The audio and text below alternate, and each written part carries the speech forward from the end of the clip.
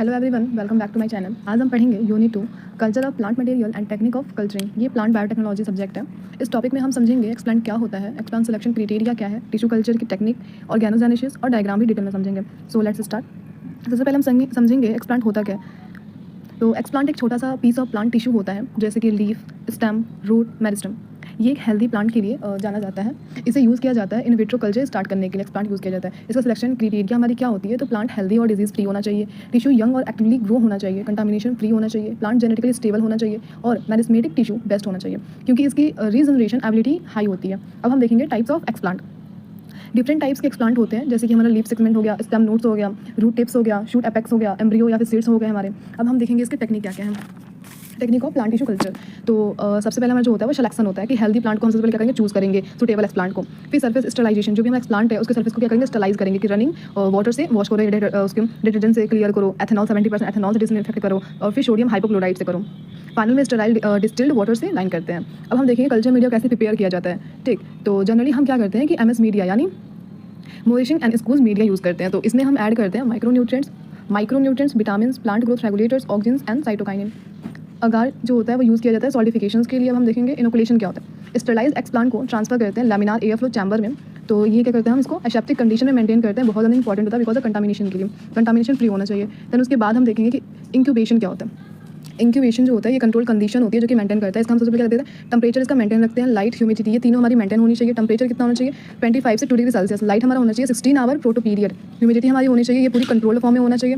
अब हम देखेंगे कैलस फॉर्मेशन या फिर ऑर्गेनोजेनेसिस, जिसको हम सेकंड में कहते हैं, ये होता क्या।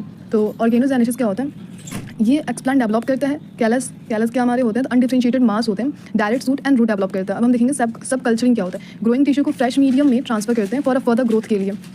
एक्लिमेटाइजेशन, प्लांटलेट्स को ग्रेजुअली एक्सटर्नल इन्वायरमेंट में एडजस्ट करते हैं, फिर उन्हें सॉइल में ट्रांसफर कर देते हैं ताकि वो ग्रो हो सके, उसको प्रॉपर न्यूट्रिएंट मिलेगा और वो ग्रो होगा।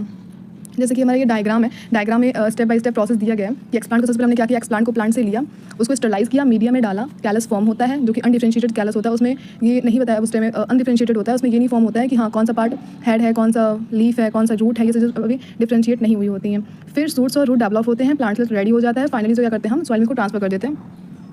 ऑर्गेनोजेनेसिस का मतलब होता है फॉर्मेशन ऑफ द ऑर्गन यानी प्लांट का जो ऑर्गन होता है वो सूट्स एंड रूट होता है फ्रॉम द एक्सप्लांट ऑफ या फिर कैलस। और ये हमारे दो टाइप्स के हो जाते हैं, एक डायरेक्ट हो जाता है और एक इनडायरेक्ट। डायरेक्ट का मतलब ये होता है कि हम एक्सप्लांट से डायरेक्टली हम सूट और रूट बनाते हैं, कैलस इसमें नहीं बनता है, यानी अनडिफरेंशिएटेड जो मास है वो चीज़ इसमें नहीं बनेंगी। डायरेक्ट एक्सप्लांट से हमारा ऑर्गन का फॉर्मेशन हो जाता है। इसमें जेनेटिक वेरिएशन भी हमारी कम होती है। इनडायरेक्ट हमारा क्या होता है कि सबसे पहले इसमें कैलस बनता है, इसमें हमारा अनडिफरेंशिएटेड मास भी बनता है, इसमें डायरेक्ट सूट और रूट का डेवलपमेंट नहीं होता है। फिर ऑर्गन डेवलप होते हैं, इसमें हमारे स्लो प्रोसेसेस होते हैं, जेनेटिक वेरिएशन इसमें ज़्यादा होती है। अब हम देखेंगे प्लांट ग्रोथ रेगुलेटर क्या होता है, इसका रोल क्या है। तो ऑक्सीजन और साइटोकाइनिन जो होते हैं ये हार्मोन होते हैं प्लांट के। तो ऑक्सीजन क्या करता है, रूट का फॉर्मेशन करता है और साइटोकाइनिन क्या करता है, शूट फॉर्मेशन करने में हेल्प करता है। इसका इंपॉर्टेंट भी रोल है प्लांट में कि हाई साइटोकाइनिन होता है और प्लस लो ऑक्सीजन होगा तो शूट का फॉर्मेशन होगा। हाई अगर ऑक्सीजन है प्लस लो साइटोकाइनिन है तो रूट का फॉर्मेशन होता है। तो ये हमारा, अब हम देखेंगे फाइनल स्टेप हमारे होते क्या हैं। तो हमने सबसे पहले क्या किया, हेल्दी प्लांट को सेलेक्ट किया, एक्सप्लांट प्रिपेयर किया, स्टरलाइजेशन प्रोसेस किया, मीडिया में इनोकुलेट किया, उसको इंक्यूबेशन प्रोसेस किया हमने इतने टेंपरेचर, लाइट और फिर ह्यूमिडिटी के प्रेजेंस में। देन उसके बाद हमारा कैलस यानी प्लांटलेट्स का फॉर्मेशन। उसके बाद हम सब कल्चरिंग करते हैं, हार्डनिंग, यानी उसके बाद हम क्या करते हैं, ट्रांसफर टू द सॉइल। जो भी हमारा बन जाता है रिजनरेटेड प्लांटलेट्स, उसको हम क्या करते हैं, ट्रांसफर टू द सॉइल में उसको ट्रांसफर कर देते हैं ताकि वो न्यू प्लांट बन जाए। सो गाइज आज हमने कंप्लीट कवर किया हुआ है explant tissue culture technique, organogenesis and diagram भी हमने एक्सप्लेन किया है। Thank you.